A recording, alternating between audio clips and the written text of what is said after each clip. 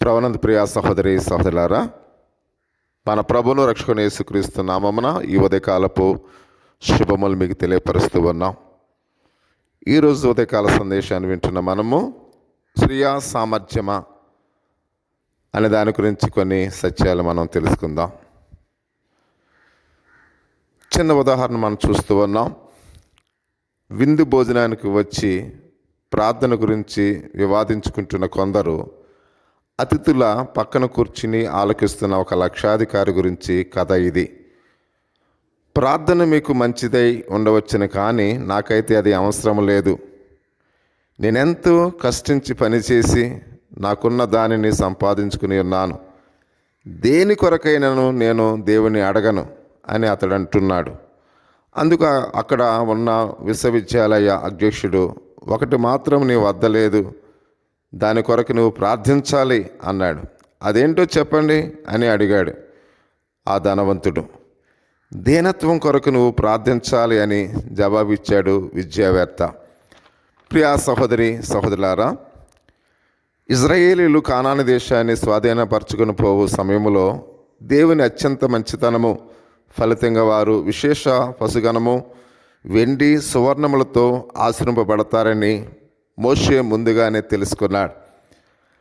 అయితే ఇది స్వయం సమృద్ధి సాధించమనే భావనకు సులువుగా దారితీస్తుందని తెలుసుకుని, మా సామర్థ్యము, మా బాహుబలము, ఇంత గొప్ప భాగ్యము మాకు కలుగు చేసెను అని చెప్పుచు, ఎవరు ఎన్నడూ కూడా వారు విరగవేగకూడదని, ఆ విధంగా పలుకకూడదని వారిని హెచ్చరిస్తూ ఉన్నాడు మోషే. ప్రియా సహోదరి సహోదరులారా, మనమందరము కొంత గర్వానికి లోనై ఉంటాం. సమస్తము సజీవంగా సాగితే స్వయం సమృద్ధి గలవారమని భావిస్తాం. ఒక దీవెన మనకు సంక్రమిస్తే మనము దానికి అర్హులం కాబట్టి అది మనకు లభించిందని అనుకుంటాం. ఇది అవివేకముతో కూడిన గర్వము. దేవుని బిడ్డ యొక్క జీవితంలో ఎలాంటివి గర్వమునకు తావులేదు. ప్రియా సహోదరి సహోదరుడా, శ్రేష్టమైన సంపూర్ణమైన ఈవిని అనుగ్రహించు దేవుని అవరోధాన్ని కొనియాడటం ద్వారా ఆయనను మనం ఘనపరిచేదము అనే ఆలోచన మనలో ఉండాలి కదా. యాకోబు పత్రిక 1వ అధ్యాయము 17వ వచనములో.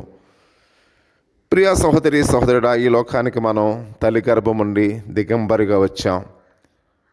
మనం ఏమీ తీసుకురాలేదు, మరలా మనం ఏమి పట్టుకుపోం.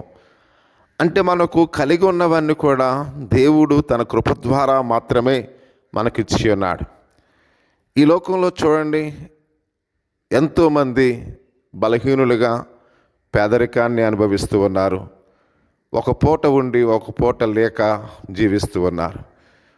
మనకైతే దేవుడు సమృద్ధి అయిన ఆహారాన్ని ఇచ్చాడు, ఇంకా కొందరికి ఇంకా ఉన్నతమైన స్థితిని ఇచ్చాడు. అంటే మనం అందరం కూడా మానవులమే. మనం ఏమీ కూడా పేదవాడైనా, దరిద్రుడైనా, ధనవంతుడైనా, విద్యావంతుడైనా, ఎవరైనప్పుడు కూడా మనం అందరం కూడా ఒకటే. తల్లి గర్భం నుండి మనం అందరం కూడా దిగంబరులుగా ఈ లోకానికి మనం ఏం తీసుకురాలేదు, కానీ దేవుడు సమస్తాన్ని కూడా మనకిచ్చాడు.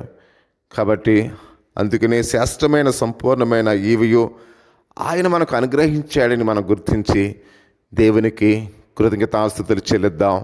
దేవుడు మనలను మన కుటుంబాలను దీవించునుగాక. ఆమేన్. ఒక విలువైన ప్రాముఖ్యమైన మాట మనం విందాం. స్వీయ సామర్థ్యం వలనే పైకి వచ్చామనుకునే కొందరితో వచ్చిన సిక్కు ఏమిటంటే, వారి సృష్టికర్తనే తామేనని వారు ఆరాధిస్తూ ఉంటారు. ఈ కొద్ది మాటలు దేవుడు దీవించి ఆశ్రయింపచేయనుగాక. ఆమేన్. చిన్న ప్రార్థన చేసుకుందాం. పరిశుద్ధుడా, మహోన్నతుడ, సర్వాధికారి స్తోత్రాలు తండ్రి, గడిచిన కాలమంతా కూడా మమ్మల్ని ప్రేమించి ఆశ్రయించి మా సామర్థ్యం వల్ల కాదు, కానీ నీ మంచితనం వల్లనే మేము సమస్తాన్ని కూడా కలిగి ఉన్నామని తెలుసుకుని, ప్రభువా, అటువంటి మంచి ఆలోచనతో నీ కృపను ధ్యానించుకోవడానికి సహాయం దయచేయండి.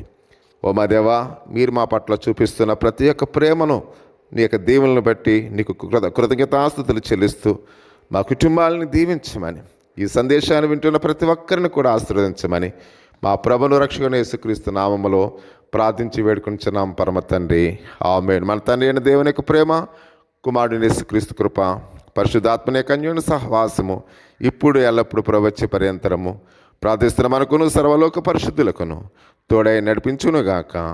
ఆమేన్, amen, amen. God bless you on of all. Thank you.